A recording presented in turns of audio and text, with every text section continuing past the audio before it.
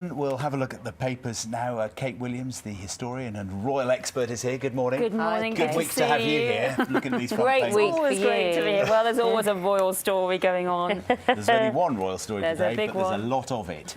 We'll come to that in a moment. Let's just have a look at some of the front pages, shall we? The Observer leads at the top there with its story about what's been happening in Egypt. Scores die as the Egyptian army launches an offensive against the Muslim Brotherhood, it says.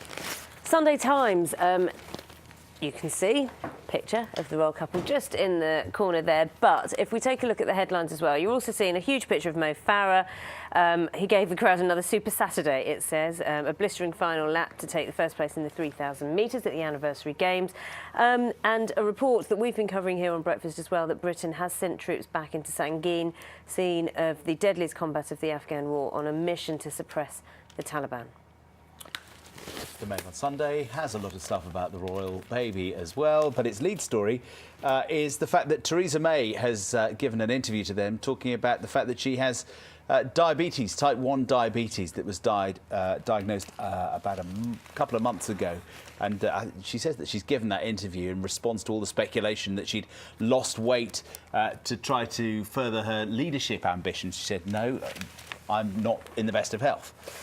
Let's take a look, shall we, at some of these stories. So there are supplements, aren't there? Souvenir edition. The best one was also one of the newspapers, the Sunday Express, had a supplement last Sunday, because clearly they had it waiting for so long and they were all waiting. They just thought we might as well just print it. But yes, we have bumper supplements today. So anyone out buying a newspaper today is going to be struggling to carry them home because of the weight of Prince George supplements. The Sunday Times, though, has a two-page spread on this. A hectic year ahead. It's only just come into the world. Yes, exactly. You know, it's non-stop really nowadays in the 21st century.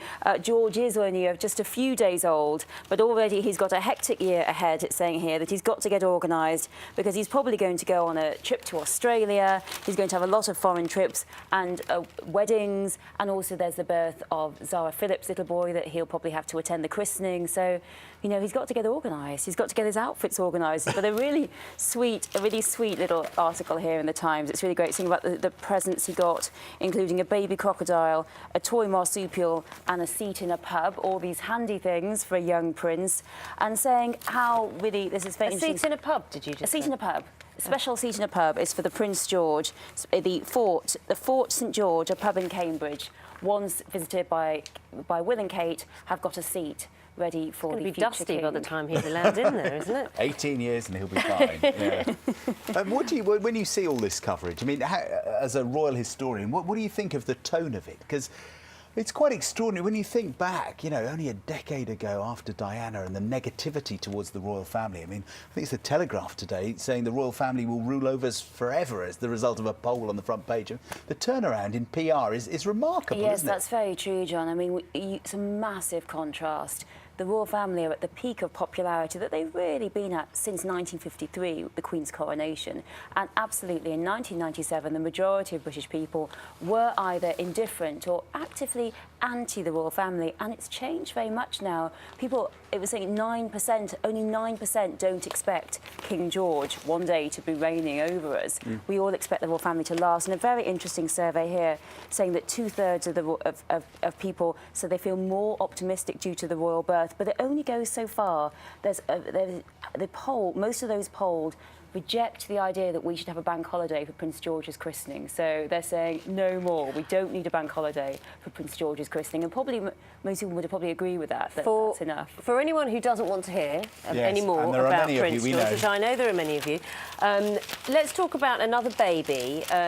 This awful, tragic accident, Spain's worst railway accident in a generation, where 78 people, I think, have been reported killed.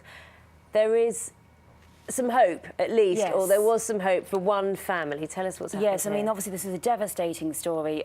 Terrible story. We've all been watching the awful pictures this week, and this article really I found very heartwarming. This is a family here, a Spanish family, who just gone on a visit to the capital, and they were coming back, and they've come out entirely unscathed. Father, mother, and the children. One is 7 here, and one is just 6 weeks old, and she came out, little Teresita, with just a tiny scratch on her thigh, and they said it was awful. The carriage lurched, we tumbled over. It was all dark, but the first thing this gentleman heard was his his little baby screaming out. So, you know, today is the big day really for the question of the inquest, because as you were saying, the train driver has to give his account. So far he's refused. He's got to give his account today, and it's possible he may go down for manslaughter, and that carries 12 years. And the big question is, for some people, is that enough for what he did?